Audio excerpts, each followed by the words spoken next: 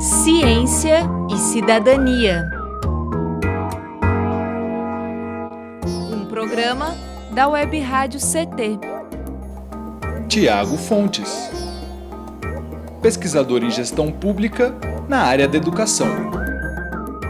Olá, amigos da Rádio CT. Eu sou o Tiago Fontes, sou formado em gestão de políticas públicas pela USP. Trabalho no DIEESE há 9 anos, sendo que 3 desses 9 anos eu atuo na subseção da APOESP, que é o Sindicato dos Professores do Estado de São Paulo. Minha área de atuação, pela minha formação e pela atuação um pouco anterior a isso, setor público, né? Então eu entendo o serviço público como de essencial para a população brasileira, principalmente uma população com um nível de desigualdade tremenda, que é a desigualdade que a gente encontra no Brasil, que é o 7º país mais desigual do mundo. Então os serviços públicos vêm para diminuir essa desigualdade. Eu venho aqui hoje falar sobre uma questão muito importante, eu acho que, na minha opinião em particular, o serviço público dos mais importantes assim para qualquer país desenvolvido ou em desenvolvimento, que é a educação. A gente vem falar um pouco aqui da educação nesses tempos de pandemia. As dificuldades do ensino online.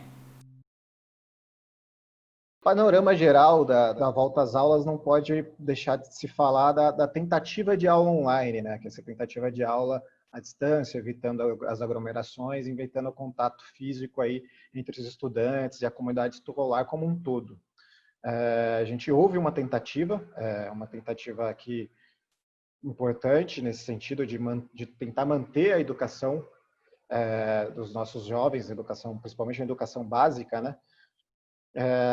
Ativa. No entanto, ela acabou falhando de maneira geral, né? Por diversos motivos sociais, inclusive, né?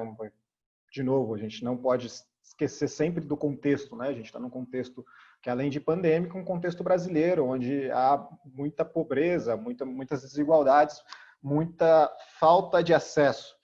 Então, quando a gente olha para uma aula online, os recursos que são necessários para uma família dar condições para que seu filho, o jovem, tenha acesso à educação online, não são distribuídos de maneira igual. Então, teve muitos problemas no acesso às aulas, no acesso à estrutura online, né? Um acesso de qualidade. Às vezes tinha um acesso, mas não tinha com qualidade. Em uma pesquisa aí do PNAD, de 2018, mostra que 44% dos domicílios paulistas não possuíam computadores, por exemplo. Então, isso não quer dizer que não havia acesso à internet, tem acesso pelo celular, que é uma tela menor, que pode dificultar você dificultar você acompanhar algumas questões das aulas, por exemplo. A Anatel divulgou uma outra informação sobre acesso à internet.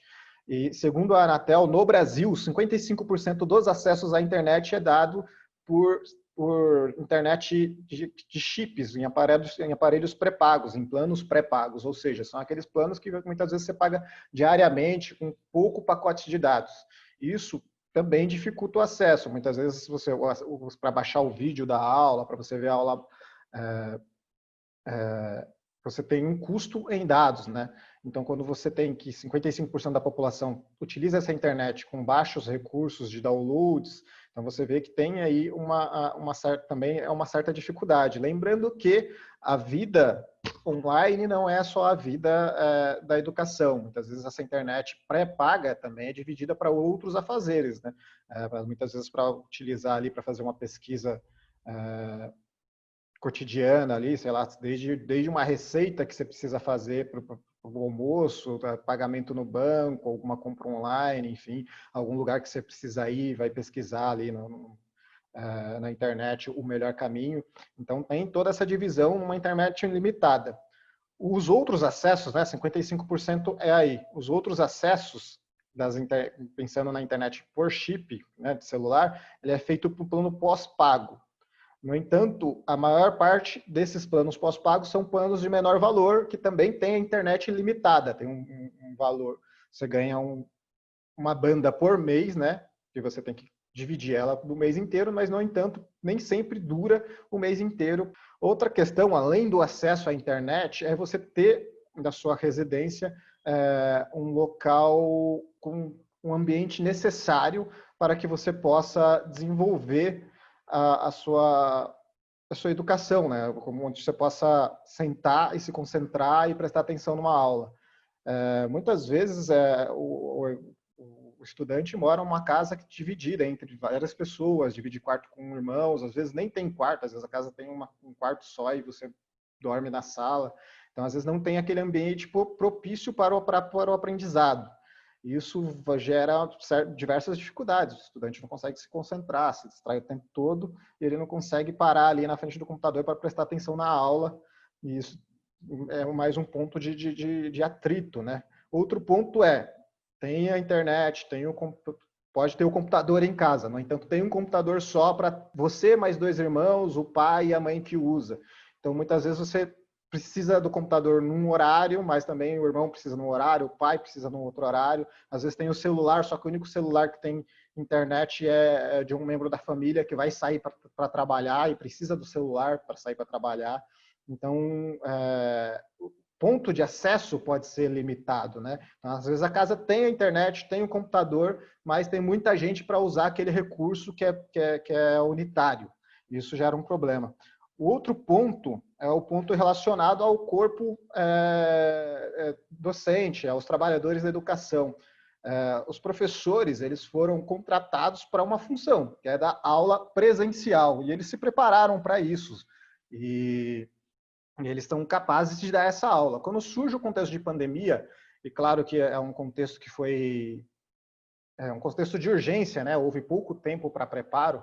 No entanto, não houve nenhum preparo aos professores para que eles pudessem dar uma aula online. E aí, quem está aí convivendo com esse novo contexto de pandemia sabe que existem várias dificuldades, existe todo um processo de aprendizagem e a gente lidar com esses novos recursos, né? A gente está aqui numa gravação online, por exemplo, mas no começo, quando a gente ia lá, estava numa reunião, se atrapalhava, a internet caía, tinha vários problemas. Os professores têm essa dificuldade também, como qualquer um. Uns mais, outros menos. E quando ele vai tentar ali fazer a sua aula online, ele encontra todas essas dificuldades. O que está acontecendo? Muitos professores até não conseguem fazer essa produção, essa estrutura de aula online. Outros professores até conseguem, mas eles têm muita dificuldade. Então, o que está acontecendo? O trabalhador tem que trabalhar muito mais. E fora a cobrança, né? Como você tem uma dificuldade maior, a aula às vezes não sai como você gostaria, ou às vezes você nem consegue fazer, como eu acabei de comentar. Isso gera uma cobrança no professor no sentido de estar se sentindo insuficiente, e às vezes até da própria direção da escola, por falar que a aula não está tão boa. Isso está gerando uma sobrecarga psicológica e de horas de trabalho no corpo docente muito grande, que vem comprometendo a qualidade do ensino, né, do ensino realizado por esse professor. Então, tem esse contexto anterior, que é das aulas online que não dão certo. Impactos da pandemia na educação. Essa dificuldade em desenvolver a educação online começou a gerar uma necessidade maior aí de você reabrir as escolas. Muito pensando aí, claro, no desenvolvimento educacional das crianças, né? E principalmente na infância, né, que é uma idade onde você está aprendendo a frequentar a história, aprendendo a dinâmica escolar, aprendendo a dinâmica da aprendizagem, está ali num processo de sociabilização, né? Então, isso é bem importante para o desenvolvimento infantil. Então, existe essa questão, que é de extrema importância para a educação. Existe a questão de quem está no 3º ano, por exemplo, do ensino médio, que terminaria o seu processo de aprendizagem aí na educação básica, já se encaminharia aí talvez para a educação universitária ou para o mercado de trabalho. Isso atrasa aí esse processo, né? Esse processo que com certeza estava sendo planejado por esses indivíduos. Então, tem aí toda uma preocupação de como que a gente vai fazer com isso, como que a gente lida nessa situação de pandemia sem prejudicar esse processo educacional importante na vida desses cidadãos, dos brasileiros, e quais seriam, inclusive, os impactos desse fechamento das escolas por tempo prolongado na educação, pensando inclusive na sociedade brasileira, e levando isso em consideração, levando também em consideração muito a pressão das escolas privadas, que tem uma preocupação aí em manter o seu financiamento, enfim, e vinha aí se preocupando com essa dificuldade aí de gerar uma aula online convincente, que pudesse manter os estudantes matriculados nela. Então, ela começou a ficar cada vez mais preocupada na volta das aulas presenciais. Então, gerou aí esse risco, a manutenção de várias escolas privadas. Tem o risco à educação, mas também tem um outro risco, que é o risco à saúde, né? É bem importante a gente pensar que quando a gente pensa em processo de aprendizagem e educação, o ambiente da aprendizagem e educação é muito importante. Quando a gente falou lá que o estudante não tinha um ambiente necessário dentro da sua própria casa, muitas vezes por causa de ter muita gente num espaço pequeno, barulho, televisão, não ter lá um cantinho onde ele possa sentar e se concentrar naquela aula online. Isso se dá também no ambiente escolar. A escola precisa ter um ambiente. E uma das questões importantes é segurança. É muito difícil você aprender num ambiente onde você se sente inseguro, né? E a crise sanitária cria um ambiente de insegurança muito grande. Então, se a gente tem todos esses dilemas, um dilema social importante da educação, a gente também tem um dilema social importante, que é da falta de segurança. Como é ir para a escola num contexto de tamanha insegurança? Houve uma pesquisa recente aí para a cidade de São Paulo, feita pelo Datafolha, que demonstrou que 75% dos moradores da cidade de São Paulo são contra a volta às aulas. Isso deixa claro o medo que a população tem de colocar seus filhos ali na escola, que é um ambiente que naturalmente é de aglomeração. A gente tem que lembrar que a gente está falando de crianças que muitas vezes não têm essa noção de não aproximação. Como que você vai falar para uma criança de 6 anos que você não pode encostar no amiguinho, que você tem que ficar a 1,5 metro do amiguinho, que você não pode trocar ali a borracha com ele? Isso é bem difícil, é muitas vezes difícil até para o adolescente, né? Como que a gente vai fazer com que os adolescentes, todos eles, não respeitem isso. Lembrando que cada adolescente tem sua história, e cada história tem a ver com tudo que ele aprendeu, tudo que ele leva, tem a ver com o que ele aprendeu dos seus pais. E muitas vezes eles vêm de um ambiente educacional muito, muito precário. Os pais não tiveram acesso a muitas coisas. E, às vezes, essas coisas que ele não tivesse acesso, ele não consegue passar pelo seu filho. Não porque ele é ruim, mas porque ele não tem como passar para o seu filho o que ele não aprendeu, o que ele não teve, né? Então, por exemplo, um pai que tem até a 4ª série, ele aprendeu informações básicas até a 4ª série. Então, ele pode ali acompanhar seu filho na escola até a 4ª série, olhar, ajudar. Quando o filho chega na 5ª série, ele já vai ter coisas que vai aprender que esse pai não conseguiu ensinar. Não vai conseguir acompanhar, porque ele não aprendeu. Então, não que ele não queira acompanhar, mas ele não consegue acompanhar porque ele não teve esse acesso à educação que se tem no 5º ano escolar. Então, isso é uma herança que vai para muito além da questão financeira, né? E isso acontece o tempo todo na sociedade, existe isso. Então, por exemplo, uma família que não teve acesso a informações importantes sobre o cuidado de saúde, isso vai se espelhar, vai refletir na educação do filho que vai para a escola e muitas vezes não sabe, não tem essa noção tão grande, não tem essa enfim, consciência tão grande da importância de certos cuidados. E aí o professor vai ter que lidar com todo esse ambiente escolar de insegurança. Muitas vezes o cara lá minimiza, acha que não é tão importante, que é uma besteira e que ele pode ir ali ficar sem máscara na sala de aula. O professor vai ter que lidar com esse estudante. O outro acha que, se eu tiver com máscara, eu posso ficar bem perto, eu posso... Então, é um ambiente onde vai refletir todas as questões sociais. O ambiente escolar reflete todas as questões sociais. Então, é um grande desafio esse processo de reabertura, né?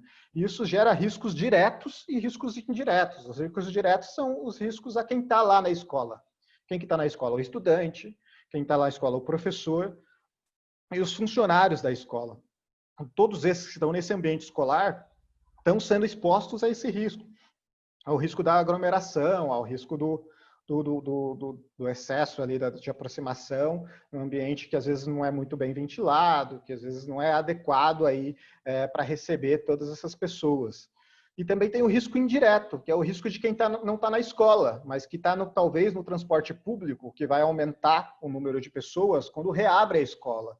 A gente sabe, a gente vive aí nas cidades, a gente sabe que o transporte público, as vias públicas tem um número de pessoas circulando durante as férias, o trânsito fica mais fluido, o transporte público fica com menos gente durante as férias escolares. E quando volta às aulas, o número de pessoas nas ruas aumenta muito. Então, a gente está falando de transporte público que já é cheio, já é um ponto grande de transmissão do coronavírus, que infelizmente prejudica aí todos os trabalhadores e trabalhadoras brasileiras aí que são obrigados a sair de casa para trabalhar, não tem a opção do home office. Você vai aumentar ainda mais esses riscos e vai colocar esse risco muitas vezes para quem não estava que estava em isolamento até o momento. Às vezes você tem uma pessoa que estava conseguindo manter o seu isolamento dentro de casa ali, tudo certinho, e você coloca o filho dessa pessoa, o neto dessa pessoa na escola. Então, você acaba não tirando essa pessoa do isolamento, mas quando você tira um integrante dessa residência e manda para a rua, tem todo esse problema, vai para o transporte público, vai para uma escola que não está em uma estrutura adequada, e ela volta para casa, você expõe também essa pessoa que até então estava em isolamento ao vírus. Então, isso é um risco indireto muito grande. Uma nota técnica do DIEESE, falando um pouco aí dos riscos indiretos, diz que 72,5 milhões de pessoas dividem o domicílio com pessoas em idade escolar, ou seja, então a gente tem 72,5 milhões de pessoas, para além dos estudantes, que vão estar expostas indiretamente a esses estudantes que vão sair e voltar das escolas. Em uma nota da Fiocruz, a nota técnica 12, que saiu em julho desse ano, diz que mais de 9 milhões de pessoas, ou 4,4% da população, tem problemas crônicos de doenças de coração, pulmonares, e elas são pessoas que residem em domicílios com ao menos uma pessoa em idade escolar. Então, a gente está falando de pessoas que são da área de risco, que moram com pessoas que podem ir com a reabertura da escola, poderiam estar indo para a escola e voltando, e quem sabe infectando essas pessoas. Então você traz um risco indireto muito grande. Mais de 5 milhões de idosos dividem domicílios com pessoas em idade escolar. É a mesma questão. Nessa nota, a Fiocruz afirma, e aí eu vou citar exatamente o que está escrito na nota, em um cenário otimista, se 10% dessa população de adultos com fatores de risco e idosos que vivem com crianças em idade escolar necessitarem de cuidados intensivos, cerca de 900 mil pessoas poderão necessitar de UTI. Se tomarmos como referência a taxa de letalidade observada no país, isso poderá representar 35 mil óbitos apenas nessa população. Então, a gente está falando só de idosos e pessoas em situações com riscos, né? Com fatores de risco. Então, falando de idosos, pessoas com fatores de risco, essas doenças crônicas. Sem contar a outra população, que pode não ter um fator de risco, mas que também tem risco de sofrer com a doença e até falecer. Inclusive, as próprias crianças têm esse risco. Apesar de ser um risco muito menor, existe esse risco dessas crianças sofrerem, né? Só alguns dados aí também da Fiocruz, crianças e adolescentes são 2,5% dos casos de coronavírus, e no entanto, são muito poucos óbitos, como a gente vinha falando. A maior parte dos casos de coronavírus acontecem entre a população jovem e adulta, que é de 20 a 59 anos, que é 74% dos casos. 23% dos casos acontecem na população de 60 anos ou mais. No entanto, o número de mortes para essa população idosa é de 75% das mortes. Então, eles são pessoas que muito expostas, né, de uma área de muito risco em relação ao corona. Então, você aumentar aí essa circulação, você vai colocar essas pessoas nessa situação. Quando a gente fala em riscos, a gente também tem o risco direto, né, que é o risco que é da comunidade. Aí eu queria falar um pouco, por exemplo, do professor.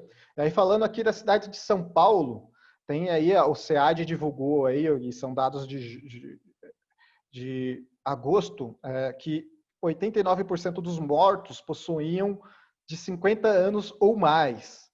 Se a gente pegar a faixa etária dos professores, a gente vai ver que 38% dos docentes possuem essa idade no estado de São Paulo, da rede estadual. E 73% da categoria possui ao menos 40 anos. É importante frisar que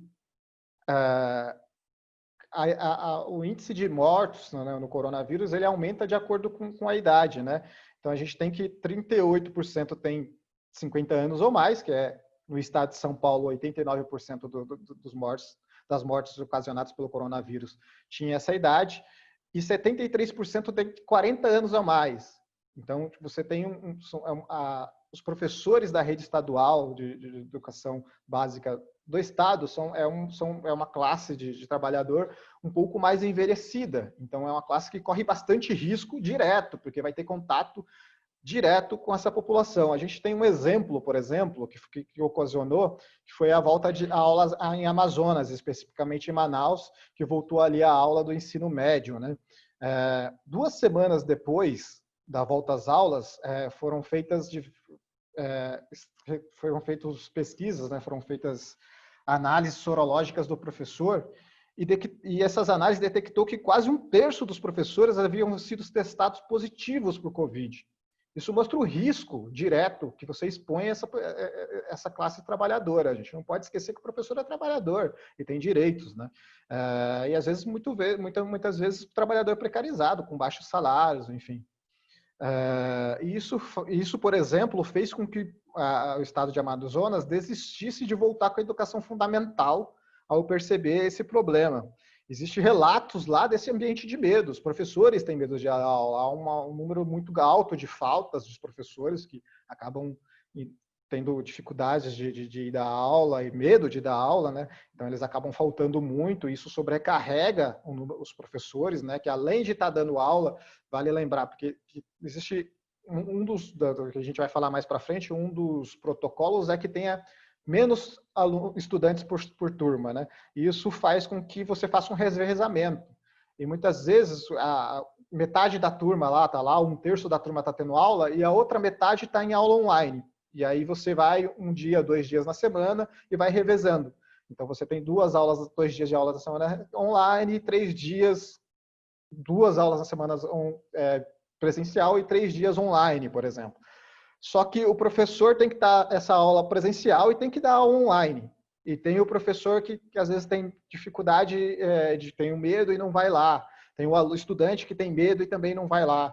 Tem essa sobrecarga de você ter que dar online e presencial. Tem o professor que é fator de risco e que não vai lá dar presencial. Então, isso cria uma sobrecarga muito grande para os profissionais, né? Que tem que estar a aula presencial, cobrir quem está em situação de risco para o Covid nas aulas presenciais. Então, você tem que dar a sua aula presencial, você tem que cobrir quem está em situação de risco e você ainda tem que dar aula online.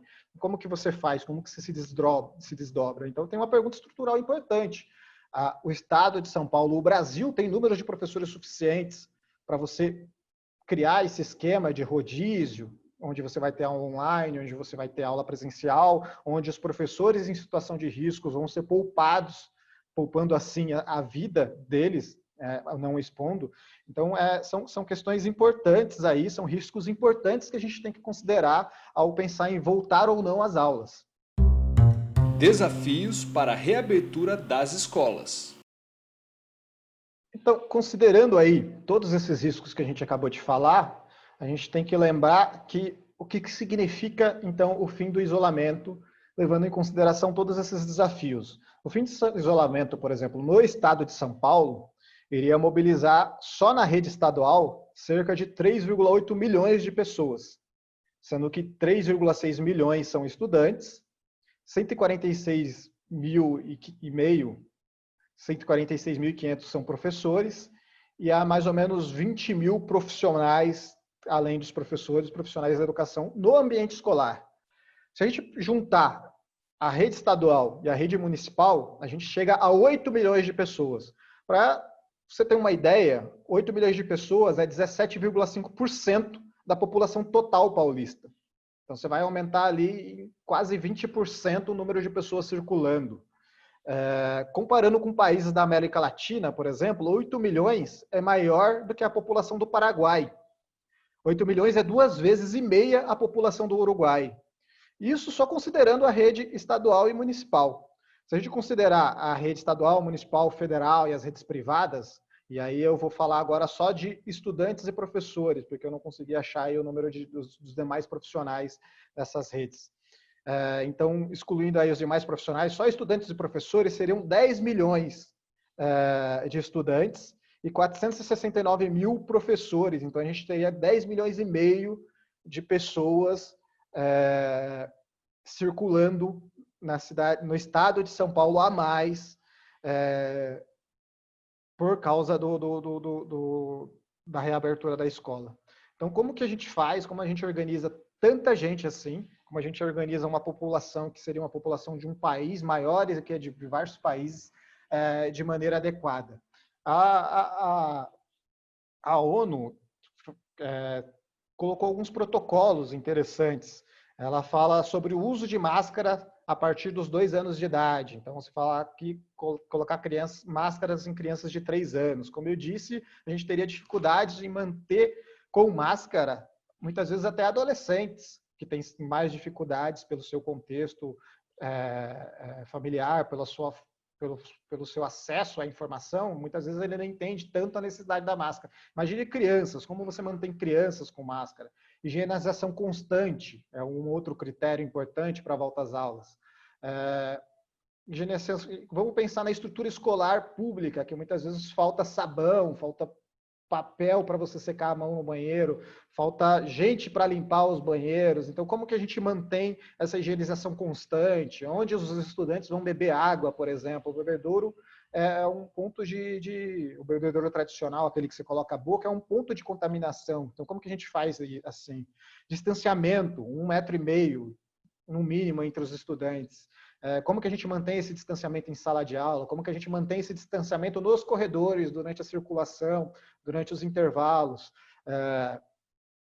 São questões assim preocupar, porque o protocolo tem, mas como que a gente funcionaliza esse protocolo? Falta um pouco disso. Acho que a gente indica qual que é o ideal, mas a gente não traz solução de como que a gente faz isso com uma população boas. Esquema de rodízio de estudantes, que era o que a gente falou. Tem aí uma proposta de esquema de rodízio, mas a gente tem professores o suficientes para garantir esse rodízio e de maneira saudável, de maneira não sobrecarregada, de maneira que você não vai adoecer com esse professor. Há professores suficientes para esse rodízio, sem colocar eles em perigo, isso é importante.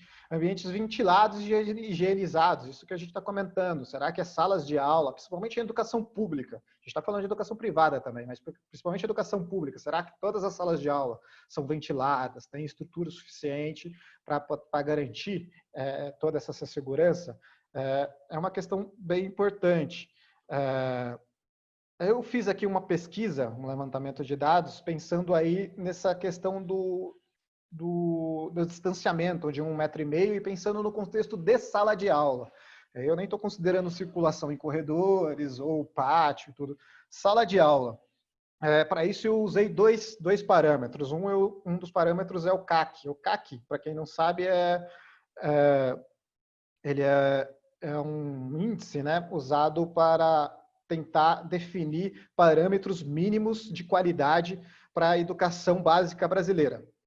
Ele tem como referência educações desenvolvidas, educações que traz bons resultados educacionais, com melhores qualificações. Então, a ideia do CAC é definir alguns parâmetros para que a educação brasileira chegue um dia a ter um nível educacional dessas redes educacionais desenvolvidas, normalmente em países europeus, em países desenvolvidos aí da OCDE.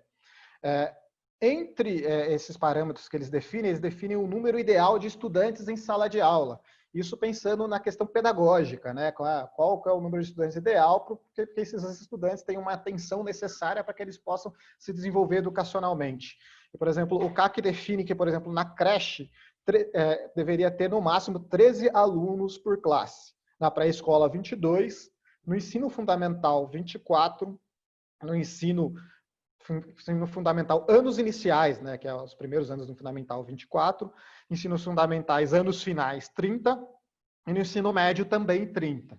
Outro parâmetro que eu utilizei foi o manual para as escolas saudáveis. Esse é um manual feito recentemente pela POSP, que é o Sindicato dos Professores do Estado de São Paulo, e pelo Instituto dos Arquitetos Brasileiros. Eles criaram um manual pensando qual que seria o ideal, pensando no Covid-19, de número, de várias questões, né, para uma escola saudável. Entre as questões, eles colocam qual que seria o número de estudantes ideal, considerando esse 1,5 metro de distanciamento e também o tamanho de sala padrão definido aí pelo Fundação de Desenvolvimento da Educação.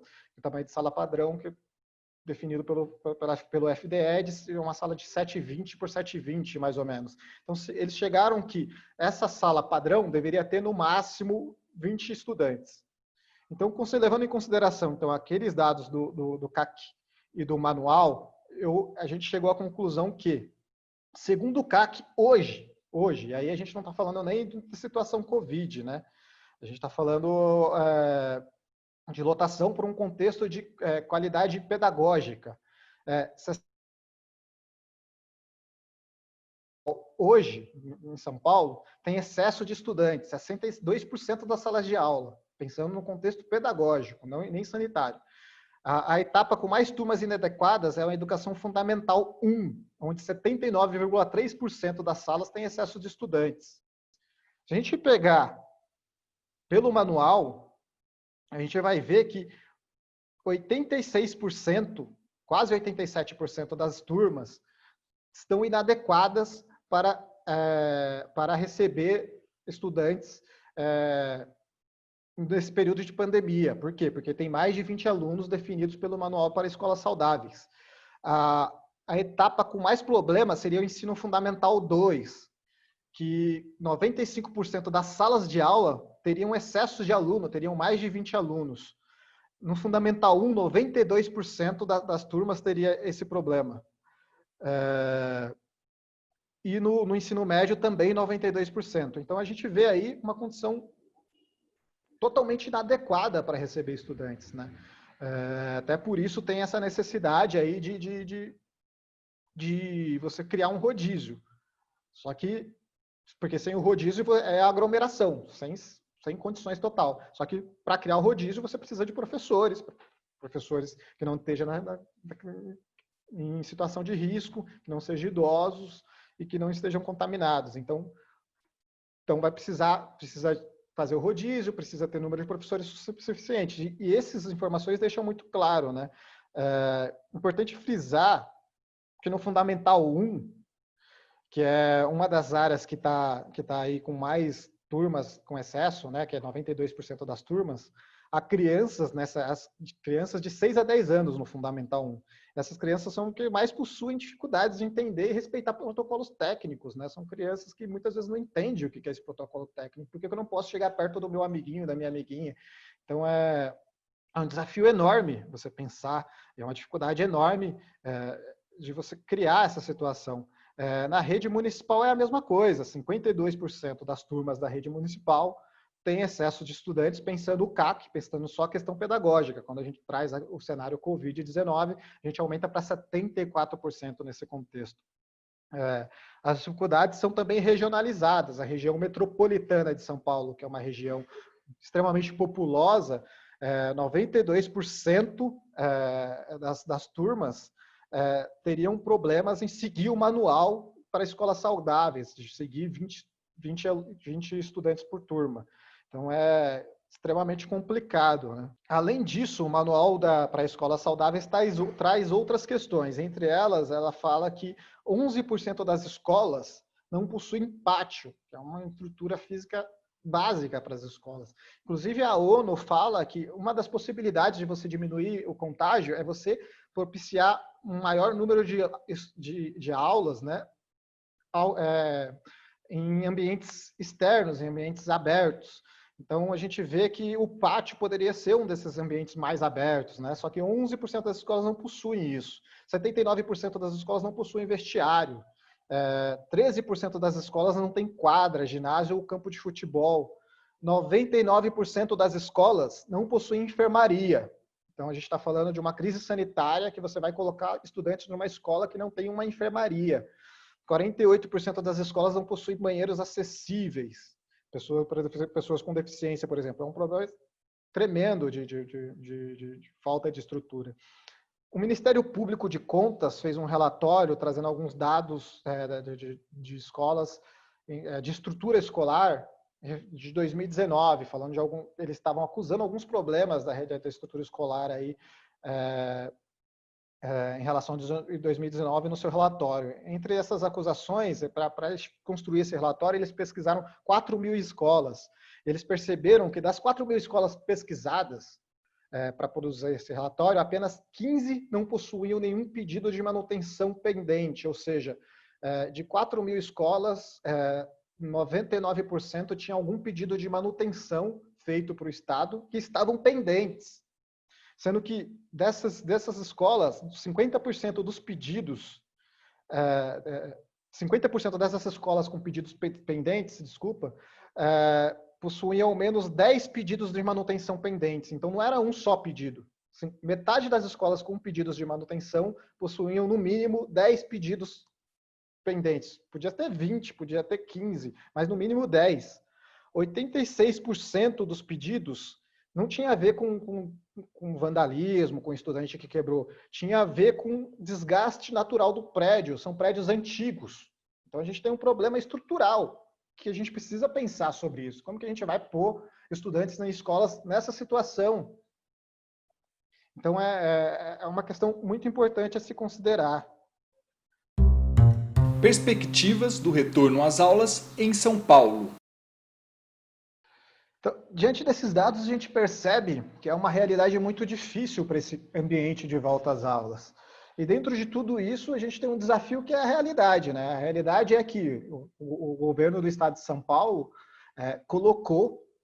autorizou, né? Porque ele nem se colocou de maneira direta, né? Ele tentou jogar para os municípios a possibilidade de volta às aulas. Ele meio que disse, por mim, volta. Então, ele colocou, volta às aulas, estão autorizadas, as escolas estão autorizadas a reabrirem. No entanto, quem define a reabertura ou não são os municípios. Então, por exemplo, o município que tiver que definir vai ter a reabertura, vão abrir as escolas, inclusive as escolas da rede estadual. Segundo o governador, segundo o próprio governo, das 5.100 escolas que tem no estado, apenas 904 decidiram reabrir nesses municípios onde o prefeito autorizou a reabertura. E assim, tem vários níveis de reabertura. Tem a reabertura que ele autorizou agora, recentemente, essa semana, que é a reabertura para voltar às aulas, de fato, mas também tem uma reabertura anterior, que é a reabertura para atividades extracurriculares, que é atividades que não estão dentro do currículo da educação básica, certo? São para atividades extracurriculares, que são atividades não formais do currículo da educação básica brasileira. São atividades de reforço, atividades de dança, ou são outras atividades, né? São atividades voltadas mais para sociabilização, para tirar o estudante ali daquele ambiente de confinamento e trazer algum conforto, algum lazer para ele ali. Então, dessas 904 escolas que voltaram, tem algumas para a educação formal e outras extracurriculares.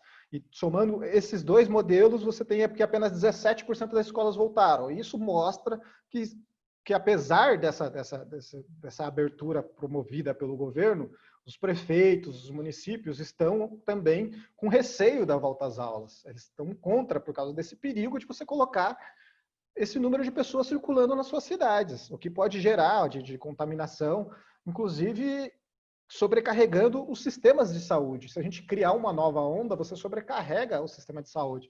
E vale lembrar que você sobrecarregando o sistema de saúde, você também vai indiretamente prejudicar os trabalhadores da saúde, porque eles estão lá, eles também estão extremamente expostos, eles que estão lidando com pessoas com Covid. Você aumenta o número de pessoas com Covid-19, você expõe eles ainda mais. Você, uma pessoa que cuidava de 2 pacientes, passa a cuidar de 4, 5, você está expondo ele ainda mais, tem que fazer as coisas mais corridas e tudo. Vale lembrar que o Brasil é um dos líderes mundiais de mortes de pessoas da área da saúde, principalmente enfermeiras e técnicos de enfermagem são os que mais morrem, que são pessoas que têm um salário muito baixo, então são pessoas que ganham muito pouco, têm pouquíssimas condições de trabalho e estão morrendo para salvar os infectados com Covid. Então é uma situação muito complicada, né? Então, de responsável, é muito difícil você querer voltar, né, com salas de aula, considerando todos esses riscos sociais, né, que a gente vem apresentando. Outro ponto importante é que se você aumenta o número de pessoas no hospital com Covid-19, por causa da volta às aulas, você também está prejudicando as pessoas que podem se infectar, que já se infectariam independente das voltas às aulas, né, porque as pessoas ainda estão se infectando. A verdade é 700 pessoas por dia estão morrendo no Brasil ainda hoje. A gente parece que a questão do Covid ficou para trás, que está diminuindo. Sim, está diminuindo. Se você pegar os dados gerais no Brasil, vários pontos estabilizou, alguns pontos está diminuindo a curva, fato. Mas a gente está diminuindo de um patamar que era lá em cima. Então, se a gente estava muito alto e diminuir um pouquinho, não quer dizer que a gente está bem. Para a gente ficar bem, a gente precisa diminuir muito. Volto a dizer, 700 pessoas por dia morrem de Covid no Brasil, né? Então, a gente tem todo esse problema. Pode superlotar os hospitais e prejudicar pessoas que estão sendo contaminadas hoje sem abertura de escolas. E quando abrir, então você vai disputar o leito ali com quem vai começar a se contaminar mais. O problema à rede de saúde, o problema aos trabalhadores da educação, que você vai expor, são pessoas que estão em isolamento. E claro que no Brasil, com todos esses problemas, com toda essa falta que a população tem, às vezes ela não entende muito quando você fala que o trabalhador precisa ser protegido, porque a gente está acostumado, na verdade, a ver os trabalhadores cada vez mais perdendo os seus direitos e suas proteções. A gente vê que a maioria dos trabalhadores não estão protegidos, estão pegando os ônibus lotados para poder ir trabalhar e se contaminando. Isso é uma pena. Isso não é o ideal. O ideal é que os governadores, os governantes, protegessem essa população. O que a gente vê é que, nacionalmente, a União, por exemplo, não fez nada ou muito pouco para proteger. Pelo contrário, ela incentivou a população a sair para a rua, incentivou a não usar máscara. No estado de São Paulo, por exemplo, você viu um discurso inicialmente até muito forte, no sentido de vamos combater ao Covid, mas a gente não viu ação nenhuma. Qual condição que o governador do estado de São Paulo deu para o trabalhador não ter que pegar um ônibus cheio e se contaminar dentro desse ônibus? Que adiantava o governador chegar e falar, fica em casa, se você não dava condição dessa pessoa ficar em casa? É bom lembrar que houve países no mundo, a gente tem exemplos de países no mundo de governantes que deram condições, que fizeram uma quarentena real, onde as pessoas de fato ficaram em casa. Esses países foram os que melhor controlaram a pandemia, que hoje tem uma abertura muito maior do que a brasileira, tem um número de mortes muito pequeno, e claro, toda morte é lamentável, mas tem bem menos morte do que aqui, então teve um impacto muito menor na economia, no número de mortes ou de pessoas que sofreram, né? Que às vezes você não morre, mas você sofre com a doença, você fica com sequela da doença. Então é muito importante a gente pensar nisso. E hoje a gente tem um trabalhador que está sofrendo aí com as questões do trabalho online, sobrecarga e tudo, e a gente não pode aumentar ainda mais esse sofrimento deles.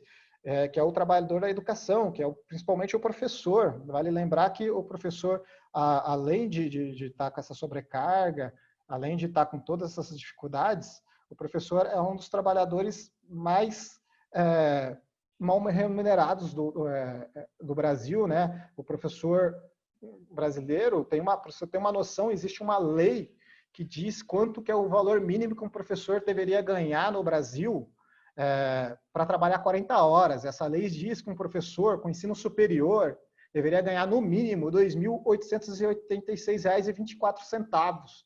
que não é nenhum valor exorbitante, é um valor baixo até para alguém que se formou com ensino superior, ganhar por 40 horas. No entanto, de todos os estados brasileiros, apenas 11 respeitam essa lei. Existem estados fora da lei e não acontece nada com eles ao não respeitar a lei. Não tem impeachment, não tem pedalada, não tem nada. 16 estados descumprem essa lei. Entre esses estados está o estado mais rico do Brasil. São Paulo não cumpre essa lei. Os professores da rede estadual, que o governador acabou de falar que tem que voltar para a sala de aula e se expor ao Covid, eles não recebem o valor mínimo que deveriam receber para dar 40 horas, para trabalhar 40 horas. O salário mínimo, o piso no estado de São Paulo é de R$ 2.233,02. Então a gente tem que considerar, a gente tem que se lembrar que o trabalhador da saúde, o trabalhador da educação são importantes, são importantíssimos, precisam ser valorizados. E por mais importantes que eles sejam, eles não são heróis, eles precisam ser valorizados, eles precisam ser cuidados, eles precisam ser respeitados como trabalhadores e como pessoas, para que a gente possa ter uma educação e uma saúde decente, com qualidade, para que a gente possa incentivar que esses profissionais trabalhem com cada vez mais gana, com cada vez mais vontade e a gente construir uma sociedade melhor. Então a gente precisa proteger essas pessoas também. E claro, a gente também não pode esquecer de se proteger também. Acho que na medida do possível, nem todo mundo consegue, como a gente acabou de comentar, mas na medida do possível, vamos lá, a pandemia não acabou. 700 pessoas morrem diariamente, precisamos ainda cuidar, lavar a mão, manter distanciamento, usar a máscara. É assim que eu gostaria de encerrar. Muito obrigado aí para quem ficar até o final. Abraço. Ciência e Cidadania, um programa da Web Rádio CT. Realização SINDCT, Sindicato Nacional dos Servidores Públicos Federais, da área de Ciência e Tecnologia do setor aeroespacial.